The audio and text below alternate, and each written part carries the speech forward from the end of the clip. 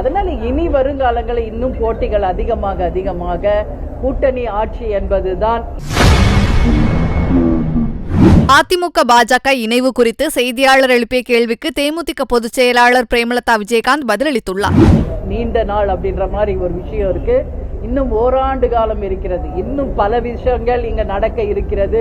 பலவித மாற்றங்கள் இங்க நடக்க இருக்கிறது. யார் யாருடன் கூட்டணி, யார் ஃபைனலா எந்த கூட்டணி ஒன்னா கூட்டணி அமைச்சு தேர்தல் களத்திற்கு வருகிறார்கள் என்பதை எல்லாம் இந்த நேரத்தில் பேசுவது ரொம்ப ரொம்ப ஏர்லி. நிச்சயமாக நாம பொறுத்திருப்போம்.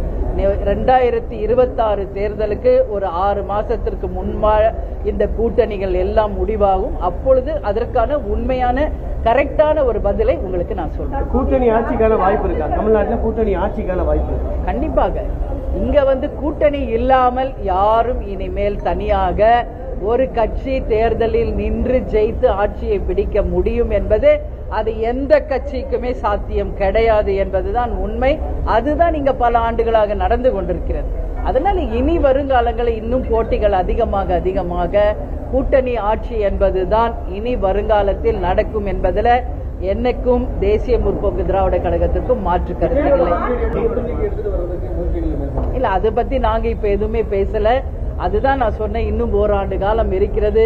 யார் யார் கூட்டணிக்கு வர்றாங்க என்பதை நாம் பொறுத்திருந்து தான் பார்க்கணும். இப்பொழுதைக்கு யாருக்கும் எந்த அழைப்பும் இல்லை. யாருடையும் அதை பத்தி கூட்டணியை பத்தி பேசுறதுக்கான எந்த வாய்ப்பும் இப்போதைக்கு இல்லை. திமுகவை வீழ்த்தினா அதிமுக பாஜக கூட்டணிக்கு வரணும்னு டிடிவி சொல்றாரு. சரி, நீங்க இந்த கூட்டணியில இருக்கீங்க, உங்களோட பார்வை இல்ல. அது டிடி அவர்களுடைய கருத்துங்க.